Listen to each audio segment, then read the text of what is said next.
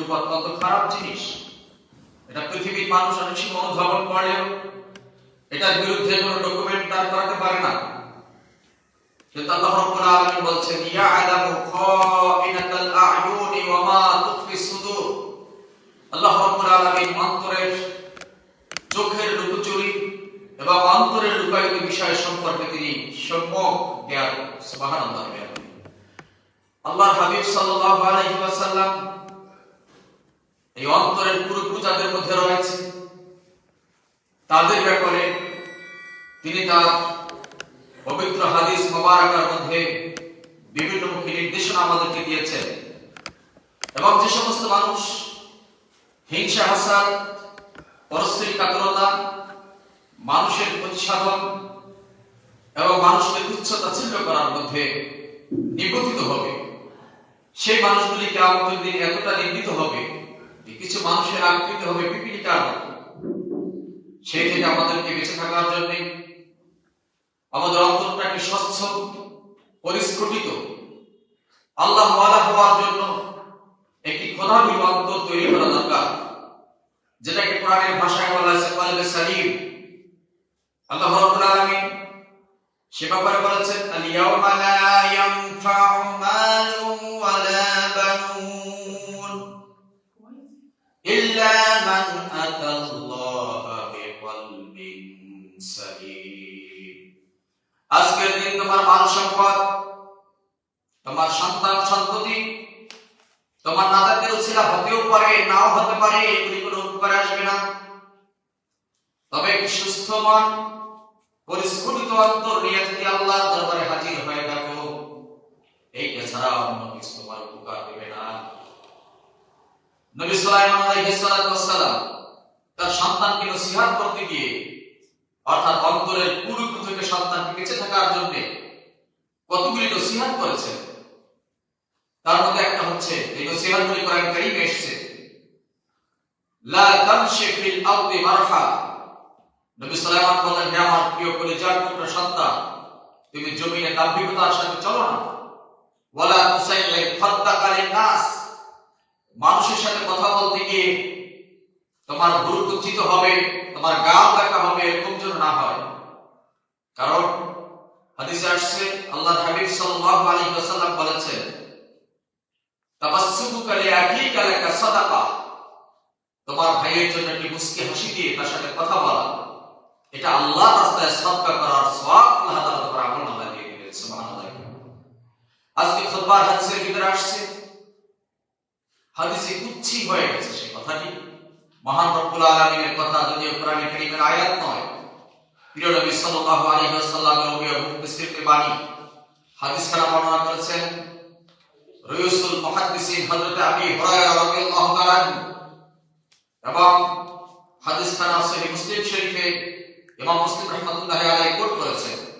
আল্লাহর হাবিব সাল্লাল্লাহু আলাইহি ওয়াসাল্লাম বলেন, ইয়াকুলুল্লাহু তাআলা, হে আমার উম্মত শুনে রাখো, মহান আল্লাহ রাব্বুল আলামিন বলেছেন, আল কিবরিয়াউ রিদাই ওয়াল আযমাতু ইজারি ফামান নাযাআনি ওয়াহিদান মিনহুমা আদখালতুহুন নার।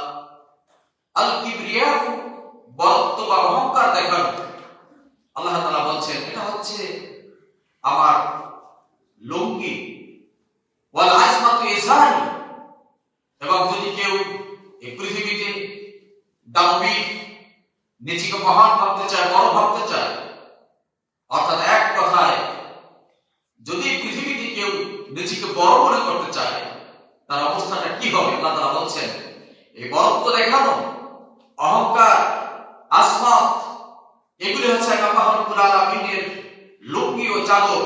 ফামান নাযাআনি ওয়াহিদান মিনহুমা, এই দুইটা থেকে যে কোনো একটা কেউ যদি অহংকার দেখায়, বড়ত্ব দেখায়, এটা যেন এরকম হয়ে গেল, আল্লাহ বলছেন সে আমার লুঙ্গি চাদর তার তোহবাত ধরে সে টান দিল। আল্লাহ বলছেন আমি তাকে ছাড় দেব না, আদখালতুহুন নার, আমি তাকে জাহান্নামের আগুনে প্রবেশ করাইব। নাউযু বিল্লাহি মিন যালিক। এই পৃথিবী সৃষ্টি করেছেন কে? সবাই জোরে বলো না, পৃথিবী সৃষ্টি করেছেন কে? আমাদেরকে রিজিক দেন কে? আমাদের বরত্ব তো তিনি দেখাতে পারেন, কোন কথা বলে তিনি বলতে পারেন, হুকুম বিধান করে তিনি দিতে পারেন। এছাড়া তো আমাদের আমরা তার গোলাম, আমরা তার দাস। গোলামের আবার আমিত্ব কিসে, বরত্ব কিসে? পৃথিবীতে আমরা কেউ চিরস্থায়ী নয়। কুল্লু শাইইন হালিকুন ইল্লা ওয়াজহা। আল্লাহ বলেন সব ধ্বংস হয়ে যাবে, শুধুমাত্র এক আল্লাহ রাব্বুল আলামিন, তিনিই থাকবেন, তিনি চিরস্থায়ী, চিরঞ্জীব, হাইয়ুল কাইয়্যুম। সেজন্য আমাদের উচিত মনের মধ্যে যদি বিন্দুমাত্র কোনো অহংকার থাকে, বরত্ব থাকে, আমরা চলতে ফিরতে গিয়ে কাউকে যদি তুচ্ছতা ছিল মনে করি, নিজের মনে যদি ভাব এসে থাকে, সেটা আমাদেরকে দূর করতে হবে। আল্লাহ যেন আমাদের সবাইকে দূর করে একটা স্বচ্ছ অন্তর নিয়ে মুসলমান ভাই ভাই হিসাবে আমরা যেন পরস্পর জীবনযাপন করতে পারি। আল্লাহ আমাদেরকে এক তৌফিক দান করুন। মহব্বতের সবাই বলেন আমিন। ভাইরা আমার, আবু হুরায়রা বলতেছেন, আমরা একটা হাদিস, যে হাদিস খানা ইমাম মুসলিম রাহমাতুল্লাহি আলাইহি সহিহ মুসলিম শরীফের ভিতরে কোট করেছেন, লম্বা চূড়া বড় হাদিস। আল্লাহর হাবিব সাল্লাল্লাহু আলাইহি ওয়াসাল্লাম বলেছেন, সাধারণ মুসলমানের জীবন যাপনটা কেমন হবে? প্রতিবেশীর সাথে, ভাই বন্ধুদের সাথে, আত্মীয় স্বজনের সাথে, সমাজের প্রতি চলতে গিয়ে তোমার মানসিক অবস্থা কিরকম হবে? সেটা রাসূল করিম সাল্লাল্লাহু আলাইহি ওয়াসাল্লাম তার প্রিয় বাণীর ভিতরে তুলে ধরেছেন। তিনি বলেছেন, ইয়াকুম আত-তান্না ফা ইন্নাদ-দান্না আকযাবুল হাদিস। তোমরা মানুষ সম্পর্কে কুধারণা, বদগুমান, এটা থেকে বেঁচে থাকো। কারণ এই কুধারণাটা এমন একটি বিষয়, মিথ্যা তো সকল পাপের মূল। এই মিথ্যার মধ্যে রাসূলুল্লাহ বলেছেন, আকযাবুল হাদিস, সবচেয়ে বড় মিথ্যা হলো একজন মানুষের উপরে তুমি না জেনে শুনে তার ব্যাপারে একটা মন্দ ধারণা পোষণ করে তুমি বসে আছো। হয় না এরকম? আমরা এখানে বসতে পারে অনেকের ব্যাপারে আলোচনা উঠতে পারে, এই সেদিনও দেখলাম চাল কিনতে কষ্ট হয়, আজকে এত কিছু হলো কি করে? বলে না, এটা তার ভালো উদ্দেশ্য কিন্তু বলে নাই, অর্থাৎ তার ব্যাপারটা কোথায় কি জানি উনি রাষ্ট্রীয় সম্পদ না এইটা না ওইটা না অন্য কোনো সম্পদ লুণ্ঠন করে গিয়েছে, না ওনার কোনো ক্ষতি করে ফেলেছে, এরকম একটি ধারণা তার ব্যাপারে করে ফেলে। রাসূলুল্লাহ বলেছেন, ইয়াকুম আদ-দান্না ফা ইন্নাদ-দান্না আকযাবুল হাদিস। সাধারণ মানুষের উপরে কুধারণা থেকে তুমি বেঁচে থাকো, এই কুধারণা সবচেয়ে বড় মিথ্যা। আল্লাহর হাবিব সাল্লাল্লাহু আলাইহি ওয়াসাল্লাম এরপর আমাদেরকে বলেছেন, ওয়ালা তাহাসসাসু ওয়ালা তাদাসসাসু ওয়ালা তানাফাসু ওয়ালা তাহাসাদু ওয়ালা তাবাগাদু ওয়ালা তাদাবারু ওয়া কুনু ইবাদাল্লাহি ইখওয়ানা। কতগুলি বিষয় আছে। সাবধান, কেউ ব্যাপারে গোয়েন্দাগিরি করো না। একজনের সাথে দেখা হচ্ছে, এই তোমার বাড়ির পাশে অমুক লোক, কি ঘটনা কি? আমার দিকে চেরা পেয়েছে নাকি? এরকম বলে না দেখা হলে? হ্যাঁ, তার ব্যাপারে গোয়েন্দাগিরি করে। এই শুনলাম কি তার মেয়ের ব্যাপারে কি শুনলাম, তার ছেলের ব্যাপারে কি শুনলাম, অর্থাৎ একটু খারাপ কোন বিষয় তার কানে আসছে। এখন এইটাকে আরো কিভাবে নিচ থেকে নিচে উঠাইয়া দেওয়া যায়, তাকে ছোট করা যায়, এই জন্য তার বিষয়গুলো নিয়ে অনুসন্ধান করতে থাকে। কি শুনলাম? আল্লাহর হাবিব বলছেন, এরকমের গোয়েন্দাগিরি করো না, একে অপরের সাথে বিদ্বেষ রেখো না, একে অপরের ক্রোধ পরায়ণ হইও না, এবং একে অপরের পিছনে লেগে থেকো না। এই লেগে থাকাটা তো আমাদের সবচেয়ে বড় একটা অভ্যাস পরিণত হয়েছে, একজন আরেকজনের পিছনে লেগে থাকা। কেমনে তাকে কোন জায়গা দিয়ে ধরা যায়, কোন জায়গায় তাকে হেয় করা যায়, তুচ্ছ করা যায়, অপমান করা যায়, কোন জায়গা দিয়ে তাকে জেলে ঢুকানো যায়, এইগুলি আমাদের একটা চরম অভ্যাস পরিণত। হ্যাঁ, একটা লোক যদি খারাপ হয়, সমাজে স্পষ্টত সে দোষী, তার ব্যাপারে একটা নির্দিষ্ট জায়গা আছে, আইন আদালত আছে, থানা কাছারি আছে, কোর্ট কাছারি আছে, আপনি সেখানে মামলা দায়ের করেন। সমাজের বিচারপতি যারা আছে, শারীরিক ব্যবস্থা যারা করেন, মেম্বার চেয়ারম্যান যারা আছে, তাদের কাছে আপনি তার এগেইনস্টে যে ফলগুলি আপনার চোখের সামনে স্পষ্টত ধরা পড়েছে, যদি সে প্রকাশ্য চোর হয়, খুনি হয়, ছিনতাইকারী হয়, সমাজ বিধ্বংসী কোন আচরণের সাথে, মাদক ব্যবসার সাথে জড়িত যদি থাকে, সেটা তো আপনি বলবেন। কিন্তু এটা হচ্ছে, আমি রাসূল করিম সাল্লাল্লাহু আলাইহি ওয়াসাল্লাম যে কথাগুলি বলছেন, যে আপনি কোন ডকুমেন্ট আপনার হাতে নেন, ততক্ষণ পর্যন্ত কোন মানুষের ব্যাপারে আপনি কোনো কথা বলতে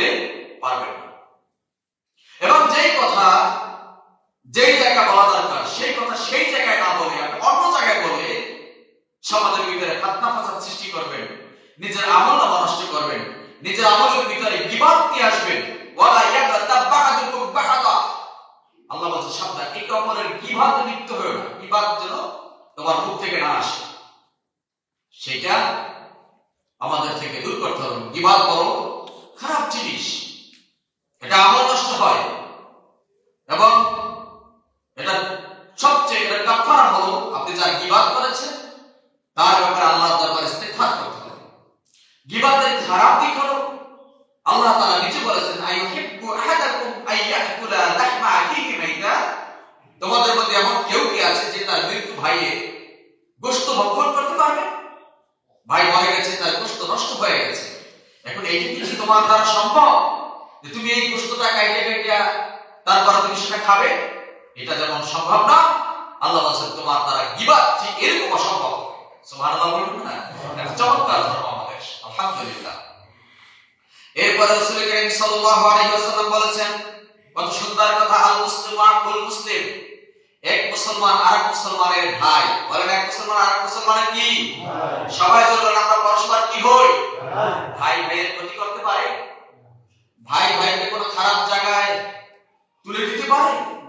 আল্লাহ রাসূল বলেন লা ইয়াযলিমুহু, ভাই যদি হয় থাকো, নিজেকে মুসলমান দাবি করে থাকলে আর মুসলমান তোমার ভাই হবে, সাবধান, তুমি তার উপরে অত্যাচার হয় এরকম কোনো কাজ তুমি করবে না।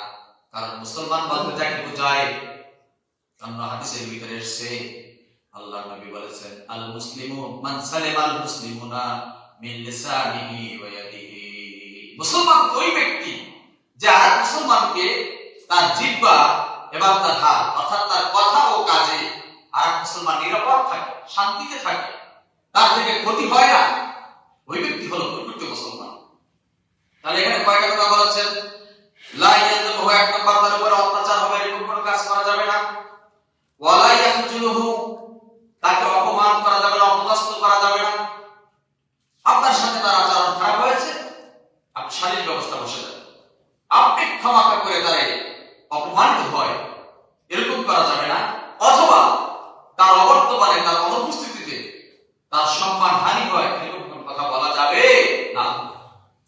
3 নম্বর আছে ওয়ালা ইয়াহকিরুহু, একজনের দেখলে আরেকজন এরকম করে, যেমন আপনি বড় চাকরি করেন, বড় শিক্ষিত, আপনি বড় একজন সমাজের অধিপতি, একজন শ্রমিক, একজন ক্ষুদ্র ব্যবসায়ী, একজন মানুষের সাথে কাজ করে, একজন ড্রাইভার, আপনার থেকে বয়সে বড়, আপনি তার নাম ধরে ডাক দিলেন, আপনি তার নামটা একটু সুন্দরভাবে বললেন না, অথবা তাকে কথায় কথায় তুচ্ছ চোখেই তাকে দেখলেন, আল্লাহর হাবিব বলছেন এটা মুসলমানদের জন্য কখনো শোভনীয় হতে পারে না। তাকে যথার্থ মর্যাদা সম্মান দিয়ে কথা বলতে হবে। কারণ ইন্না আকরামাকুম ইনদাল্লাহি আতকাকুম, আল্লাহ বলেছেন নিশ্চয়ই তোমাদের ভিতরে ওই ব্যক্তি আমি আল্লাহর কাছে অধিক সম্মানিত যে ব্যক্তি তোমাদের মধ্যে আমি আল্লাহকে বেশি ভয় করে চলে। জোরে বলেন সুবহানাল্লাহ। তাহলে কি বয়সী সম্মান, টাকায় সম্মান, বংশে সম্মান, ক্ষমতায় সম্মান? আল্লাহ বলছেন না, সম্মানের নীতি নির্ধারণ হলো, সম্মানের মাপকাঠি হলো ইন্না আকরামাকুম ইনদাল্লাহি আতকাকুম, আল্লাহর কাছে তোমাদের মধ্যে ওই ব্যক্তি সম্মানিত যে তোমাদের মধ্যে আল্লাহর বেশি ভয় করেছে। ঠিক আছে, যদি একজন শ্রমিক আপনি দেখেন নামাজ পড়ে না, আমাদের শ্রমিকদের তো অনেকই অভ্যাস আছে, বলে অনেক অভ্যাস আছে, তারা হালাল খায় কিন্তু তারা নামাজ পড়ে ইবাদত বন্দেগী করে না। আবার 80% যারা আমরা অনেকে হালাল খাই কিনা সন্দেহ, কিন্তু ইবাদত বন্দেগীতে তারা আগে দেখেন অবস্থা রাখছে। হ্যাঁ, সেক্ষেত্রে আপনার করণীয় কি? আপনি তাকে অত্যন্ত মোলায়েম ভাষায়, অত্যন্ত আন্তরিক ভাবে তাকে কাছে ডেকে বসে বলেন, তাকে বুঝান, উদউ ইলা সাবিলি রাব্বিকা বিল হিকমাতি ওয়াল মাউইযাতিল হাসানা। আল্লাহ বলেন তুমি তোমার প্রভুর পথে মানুষকে ডাকো হিকমত দিয়ে, বুদ্ধি খাটিয়ে, এবং সুন্দর সুন্দর কথা বলে, নরম মোলায়েম, যে কথাটা সে সুন্দরভাবে গ্রহণ করবে, যে কথাটার মধ্যে সে আদর খুঁজে পাবে, এইরকম কথা বলে বলে তাকে বলতে বলছে বাবা দেখলে ইবাদত কবুলের 9 ভাগের 10 ভাগের 9 ভাগ ইবাদত কবুলের গ্যারান্টিটা 10 ভাগের 9 ভাগ হচ্ছে হালাল খানার মধ্যে। তোর খাবারটা তো হালাল, তুই আরেকজনের বাংলাদেশ, তোর খাবারটা হালাল। হতে পারে তো ছোট ব্যবসা করো, কিন্তু কেউ ধোকা দাও না, প্রতারণা করো না, মিথ্যা শপথ করে তোমার বেচা বিক্রি করো না। যেমন এই হাদিসের সামনে একটা হাদিস আছে, হযরত আবু যর গিফারী রাদিয়াল্লাহু তাআলা আনহু তিনি বলতেছেন, তার থেকে রওয়ায়াত হাদিস, এটা আবার পরে এসে থাকে বলেন, আল্লাহর হাবিব সাল্লাল্লাহু আলাইহি ওয়াসাল্লাম বলেন, সালাসাতুল লা ইউকাল্লিমুহুমুল্লাহু ইয়াওমাল কিয়ামাহ ওয়া লা ইয়ানজুরু ইলাইহিম ওয়া লা ইউযাক্কিহিম। তিন শ্রেণীর মানুষ হবে কিয়ামতের দিন, আল্লাহ তাদের সাথে কথা বলবেন। কয় শ্রেণীর মানুষ? সবাই বলবেন কয় শ্রেণীর? অর্থাৎ তিনটা বদখাস্তা তাদের ভিতরে পাওয়া যাবে, আল্লাহ তাআলা এদের সাথে কথা বলবেন না। দুই নাম্বার, এদের দিকে ফিরেও তাকাবেন না। কি আপনার সাথে তার বাধা হবে, দেখা যাচ্ছে ওখানে গেল আরেকদিন ঘুরে নিয়ে আসে, ওই পথে ওনার সাথে দেখা হবে, মানে এত ঘৃণা করে পথ ঘুরে আরেকদিকে আইবাটা, তখন তার সামনাসামনি পারবে না। আল্লাহ বলেন কিয়ামতের দিন তিনটা বদখাস্তা যাদের ভিতরে পাওয়া যাবে, এদের সাথে আল্লাহ তাআলা কিয়ামতের দিন কথা বলবেন না, তাদের দিকে ফিরে তাকাবেন না। এই আল্লাহ যার সাথে কথা বলবে না, তার সাথে ফেরেশতারা কথা বলবে, বলবে না? আর বলবে কি কথা? কথা বলছেন না, পুলিশ এসে যে আসামি ধরে, তার সাথে একটা কথাবার্তা হয় না, ওই ধরনের কথা বলবে, যে কথার ভিতরে রস নাই, কিন্তু যেই কথার ভিতরে তিক্ততা আছে, যেই কথার ভিতরে শারীরিক আসার আছে, ওই ধরনের কথা ফেরেশতারা বলবে। আল্লাহ তাআলা বলেন, রাসূলুল্লাহ বলেন, আল্লাহ রাব্বুল আলামিন তিন ধরনের মানুষ যারা কিয়ামতের দিন আল্লাহ তাদের সাথে কথা বলবেন না, তাদের দিকে ফিরে তাকাবেন না, এবং ফেরেশতারা তাদেরকে স্টিম রোলার চালাবে, ওয়ালা ইউযাক্কিহিম, তাদেরকে তা থেকে নিস্তার দেবেন না, ওয়ালাহুম আযাবুন আলীম, তাদের জন্য রয়েছে যন্ত্রণাদায়ক শাস্তি। আল্লাহর বান্দা হিসেবে আল্লাহর তো দায়িত্ব রহমওয়ালা হিসেবে, করমওয়ালা হিসেবে, রহমানুর রহিম হিসেবে তার বান্দাগুলিকে জান্নাতে নিয়ে যাওয়া, কারণ জান্নাতের জন্যই তো তাকে সৃষ্টি করেছে। কিন্তু আল্লাহ কথা বলবেন না, তাকাবেন না, তাকে ওই আযাব থেকে মুক্তি দেবেন না। আবু যর গিফারী রাদিয়াল্লাহু তাআলা বলতেছেন, একজন সাহাবী প্রশ্ন করলেন, খাবু ওয়া খাসিরু মান হুম ইয়া রাসূলুল্লাহ, এদের জন্য নিরাশা, হতাশ এবং এরা ধ্বংস হোক, হুজুর এরা কারা? এই ধরনের মানুষ রাসূলুল্লাহ বলছেন, আল মুসফির, যারা তাদের পোশাকগুলিকে ঝুলাইয়া পরে। এজন্য আমরা তাদেরকে প্রায়শ বলি টাকনুর নিচে পোশাক পরেন না, এটা ইসলামে নিষেধ। এটা বৈজ্ঞানিক দৃষ্টিতে ওটা অনেক খারাপ দিক রয়েছে, তাহলে পোশাক ঝুলিয়ে পরা যাবে না। দুই নম্বর হচ্ছে ওয়ালমান্না, যারা মানুষকে উপকার করে পরক্ষণে আবার কোনো কারণে সেটা খোটা দেয়, উপকার করে যে আপনি খোটা দিয়ে দেন, তাহলে এটা পরিণতি হচ্ছে আল্লাহ তাআলা আপনার সাথে কিয়ামতের দিন কথা বলবেন না, আপনার দিকে ফিরেও তাকাবেন না, ফেরেশতারা শাস্তি দিলে আল্লাহ থেকে নিস্তার দেবেন না, এবং শাস্তিটা হবে কঠিন শাস্তি। তিন নম্বর হচ্ছে তার একটা ব্যবসায়ী আছে, তারা ব্যবসায়িক দ্রব্য বিক্রয় করতে গিয়ে মিথ্যা শপথ করে। কথা কি বলছেন? অনেক আছে একটা জিনিস এই কয় টাকা কিনছে, কিন্তু বেশি দামে বেচার জন্য বলে এর উপরে আমার কেনা আছে, বা আমার এই কয় টাকা কেনা, বলে না? আপনার কাছে তো ওই ক্রেতা জানতে চায় না যে আপনার কত কেনা আছে। আপনি যেটা বেচবেন এবং বেচার ক্ষেত্রে শোনেন, এই যে ইহতিকার যেটাকে বলা হয়, সিন্ডিকেট যেটাকে বলা হয়, সেটা হলো একটা পণ্য ক্রয় করার পরে আপনার ওখানে হিসাবটা হবে এরকম যে আপনার নিজের বেতন, আপনার দোকান ভাড়া, আপনার ক্যারিং চার্জ, এইটা সহ এটার মূল্য কত হতে পারে। এই যদি আপনি এই লিমিটের মধ্যে থাকেন, এটা হালাল ব্যবসা। আর তাজুল সাদকুল আমিন মা'আন নাবিয়্যিন ওয়াস সিদ্দীকিন, জোরে বলুন সুবহানাল্লাহ। রাসূলুল্লাহ বলেন সৎ এবং নিরাপদ ব্যবসায়ী কয়টা গুণ থাকতে হবে? দুইটা। জোরে বলেন কয়টা গুণ? এক হলো সৎ, দুই নম্বরে নিরাপদ। এখন আপনি দ্রব্যমূল্যের দাম নিজে সিন্ডিকেট করে বাড়াই দিবেন, মিথ্যা শপথ করে বাড়াই দিবেন, মিথ্যা বলে বাড়াই দিবেন, এটা হবে না। আপনার একটা লিমিটেশনের মধ্যে থাকতে হবে। এজন্য আল্লাহর হাবিব বলছেন, যারা মিথ্যা শপথ করে তাদের ক্রয়কৃত দ্রব্যগুলিকে বিক্রয় করে, আল্লাহ এদের সাথে কিয়ামতের দিন কথা বলবেন না, এদের দিকে ফিরেও তাকাবেন না, এবং এদেরকে যে ফেরেশতারা শাস্তি দিবে, সেই শাস্তি থেকে তাদেরকে পরিত্রাণ দিবেন না, মুক্ত করবেন না। আল্লাহ তাআলা থেকে আমাদেরকে হেফাজত করে, জয় বলেন আমিন। ভাইরা আমার, এই হাদিসের শেষে আল্লাহর হাবিব সাল্লাল্লাহু আলাইহি ওয়াসাল্লাম বলছেন, বিহাসবি ইমরিইন মিনাশ শার, একজন মানুষকে খারাপ হিসাবে চিহ্নিত করার জন্য এতটুকুই যথেষ্ট। অর্থাৎ আপনার নামাজ, রোজা, দান, সাদাকা, আতিথেয়তা, আপনার সমাজের কর্মকাণ্ড সবকিছু ভালো, কিন্তু আপনার অন্তরের দিক থেকে একজন মানুষকে, আপনার চেয়ে যারা একটু ছোট আছে তাদেরকে কোন রকম হেয় করা, তুচ্ছ করা, তাচ্ছিল্য করা, এইটা করার এই যদি আপনি করেন, তাহলে আপনাকে ওই সমস্ত সমুদায় ভালো কর্মকাণ্ডের মধ্যেও আপনাকে খারাপ বলে ইসলামের ভাষায় বিবেচনা করা হয়েছে। বিহাসবি ইমরিইন মিনাশ শাররি আন ইয়াহকিরা আখাহুল মুসলিম, একজন মুসলিম ব্যক্তি খারাপ হওয়ার জন্য এতটুকুই যথেষ্ট যে সে আরেক মুসলমান ভাইকে হেয় করেছে, তুচ্ছ করেছে, তাচ্ছিল্যতার সুরে দেখেছে। এটা দেখা যাবে। রাসূল আকরাম সাল্লাল্লাহু আলাইহি ওয়াসাল্লাম বলেন, কুল্লুল মুসলিমি আলাল মুসলিমি হারামুন দামুহু ওয়া ইরজুহু ওয়া মালুহু, এক মুসলমান আরেক মুসলমানের জন্য হারাম হয়ে গেল, সেটা রক্তপাত করবে না, সেটা ইজ্জত সম্মানের উপরে হাত দিবে না, সে তার মাল সম্পদের ক্ষতি সাধন করবে না। আল্লাহ রাসূল সাল্লাল্লাহু আলাইহি ওয়াসাল্লাম হাদিসের শেষ দিকে বলেছেন, ইন্নাল্লাহা লা ইয়ানজুরু ইলা সুওয়ারিকুম ওয়া লা ইলা আজসাদিকুম, আল্লাহ রাব্বুল আলামিন কিয়ামতের দিন তোমাদের সুরাত, তোমাদের দেহ, শরীর, স্ট্রাকচার, এই গঠনের দিকে আল্লাহ তাআলা তাকাবেন না, ওয়ালাকি ইয়ানজুরু ইলা কুলুবিকুম ওয়া আমালিকুম, আল্লাহ রাব্বুল আলামিন কিয়ামতের দিন দেখবেন দুনিয়ায় জীবন যাপন করতে গিয়ে তোমার অন্তরটা কত ভালো ছিল, অন্তরটা কত অহংকার মুক্ত ছিল, অন্তরটা কত মানবিক ছিল, অন্তরটার ভিতরে আল্লাহ রাব্বুল আলামিনকে কোন জায়গায় তুমি কেমন ভাবে জায়গা দিয়েছো, অন্তরের ভিতরে রাসূল মাকবুল সাল্লাল্লাহু আলাইহি ওয়াসাল্লামের সুন্নাতকে কতটা মহব্বত করেছো, আল্লাহ রাব্বুল আলামিন কিয়ামতের দিন তোমাদের এই বিষয়গুলি দেখবে। বলেন সুবহানাল্লাহ।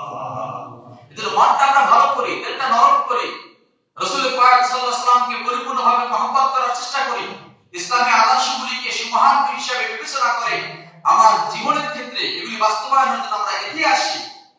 আর আমাদের সমাজের মধ্যে পরস্পর জীবনযাপন করতে গিয়ে আমরা একজন আরেকজনের প্রতি সহানুভূতিশীল হব, মানবিক হব, উদার হব, নৈতিক হব। এর বাইরে যেন আমাদের কর্মকাণ্ড না হয়, আল্লাহ তাআলা সে ব্যাপারে আমাদেরকে হেফাজত করুন। কারা বলেন আমিন। ভাইরা আমার, এই কাজগুলো যদি করতে পারেন আর মানুষের সাথে ভালো ব্যবহার করতে পারেন, অধীনস্থদের সাথে একটু সুন্দর আচরণ করতে পারেন, আল্লাহর হকগুলি তাদের আদায় করে নিতে পারেন। ছোট্ট একটা কিচ্ছা, এক ব্যক্তি খুব গরিব, তার পরিবারের ভরণ পোষণে তিনি সন্তানদেরকে খাওয়াবেন এরকম সামর্থ্যতার খুবই কম, অর্থাৎ কাজ বাজও পায় না, এটা অনেক আগের কথা। ওই ব্যক্তিতে রাত্রিবেলা তার ঘরে গেল, সারাদিন খুঁজেও কোনো কাজ পায় নাই, কোনো খাবারও নিতে পারে নাই। ঘরে গিয়ে দেখলো যে তার সন্তানগুলি ঘুমিয়ে আছে। স্ত্রীকে জিজ্ঞাসা করলো, ওরা কি নামাজ পড়েছে? স্ত্রী জবাব দিল যে না, ওরা নামাজ পড়ে না, ওরা ক্ষুধা যন্ত্রণায় খুব আমাকে বিরক্ত করছিল, এজন্য আমি ওদেরকে বুঝিয়ে সুঝে ঘুম পড়াই দিয়েছি।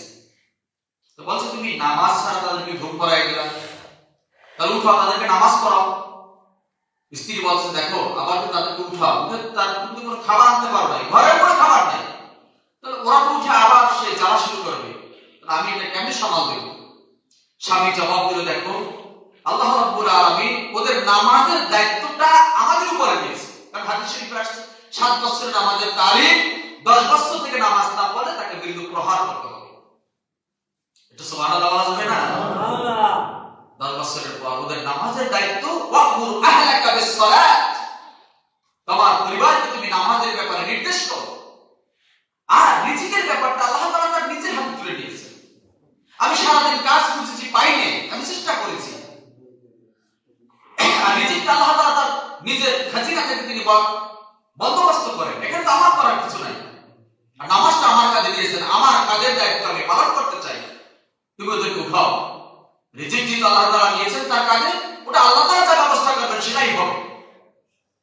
ভাইরা আমার, ঈমান যেরকম আল্লাহ তাআলা হাদিসে কুদসিতে বলেন, আমি আমার বান্দার কাছে তার ধারণা মতো স্বামী স্ত্রী মিলে উঠে সন্তানদেরকে উঠালো, নামাজ পড়ালো, নামাজ পড়া শেষ হতে না হতেই দেখলো গভীর রজনী দরজার উপরে কে যেন করাঘাত করছে। দরজা খুলে দেওয়া হলো। দেখলো একজন ব্যক্তি, তার মাথার উপরে বড় একটি বর্তন, সেই বর্তনের ভিতরে সব দামি দামি খাবার, বলেন না সুবহানাল্লাহ, ফল ফ্রুট সব বিভিন্ন রকম খাবার। এখন দরজা খোলার পরে বলছে, ভাই এই খাবারটা আমি আপনাদেরকে উপহার দিতে চাই। এখন স্বামী স্ত্রী একজনের তাকাই বলছে, অবস্থাটা কি হবে? এখন স্বামী বলছে, ভাই আপনি কি, আপনাকে তো চিনি না, আর এই খাবার কেন, কোথায়, কি থেকে আসলো, কিভাবে আসলো? এখন উনি বলছে, দেখেন আমার বাসায় এক ভিআইপি মেহমান আসছে, আমি তার জন্য অনেকদিন বসে এই খাবারগুলা তাদের জন্য আমি তৈরি করেছি, আইটেমগুলা অনেক সময় নিয়ে এটা আয়োজন করতে আমার অনেক পরিশ্রম গেছে। কিন্তু ঘটনা হলো এই, ওনার সাথে আমার একটা বিষয় নিয়ে একটা চুক্তির কথা ছিল, কিন্তু আমরা চুক্তিতে একমত হতে পারি নাই। উনি আমার সাথে বড্ড পরিমাণে ঝগড়া করছে, আমি ওনার সাথে কথা কাটাকাটি করছি, এক পর্যায়ে উনি রাগ হয়ে চলে গেছে, উনি আর খাবার খাবেন, আর আমার সাথে তার কোনো এই চুক্তির বিষয়ে কোনো কথা স্থায়িত্ব হয়নি, উনি চলে গেছে। আমি ওনাকে অনেক অনুরোধ করছি যে খাবারটা খেয়ে যায়, কিন্তু সে আমার খাবারকে ডিনাই করছে, সে আমাকে অপমান করে চলে গেছে। এখন আমরা খেয়েছি, খাবার পরে চিন্তা করলাম এই খাবার রাইখা দিলে তো নষ্ট হয়ে যাবে, তাহলে আস্তে আস্তে দেখলাম অনেক দরজা knock করছি, কেউ দরজা খোলেনি, রাত্র গভীর। আপনি যেহেতু দরজা খুলছেন, আমি এটা আপনাকে দিয়ে যেতে চাই, খাবারটা আপনি আপনার পরিবার নিয়ে খান। রিজিকের মালিক কে? আরো জোরে বল, রিজিকের মালিক কে? আমি আমার দায়িত্ব কি পালন করি, যিনি রিজিকের দায়িত্ব নিয়েছেন, ইন্নাল্লাহা হুয়া রাজ্জাকু যুল কুওয়াতিল মাতিন, নিশ্চয় আল্লাহ হচ্ছেন মহা ক্ষমতাধর এবং তিনি রিজিকের মালিক। তিনি আর তিনি রিজিকটা কিভাবে দিবেন সেটা তিনি ভালো জানেন। তিনি বলতে বলতে শেষ পর্যন্ত বলেছেন, বেগয়রে হিসাব, আমি কাউকে রিজিক দেব সে হিসাবও করতে পারবে না। ওয়ায়ারযুকুহু মিন হাইসু লা ইয়াহতাসিব, এমন জায়গা থেকে তার খাবার নিয়ে আসবে সে কল্পনা করতে পারবে না যে এই জায়গা থেকে তার খাবার আসতে পারে। সেজন্য আমাদের ক্রোধ, হিংসা, গুসা, রাগ, মনোমালিন্য এগুলি থেকে আমরা দূরে থাকার চেষ্টা করব, এগুলিকে বিগলিত করার চেষ্টা করব। শেষ হাদিস হযরত মুআয ইবনে আনাস রাদিয়াল্লাহু তাআলা আনহু, তিনি বলেছেন, নবী করিম সাল্লাল্লাহু আলাইহি ওয়াসাল্লাম বলেছেন, মান কাযামাল গায়দা ওয়া হুয়া ইয়াকদিরু আইয়ুনা ফিজা, যে ব্যক্তি তার ওই রাগটাকে সংবরণ করে নিল, রাগ আসছে, প্রচুর রাগ, আস্তে করে থেমে গিয়েছে।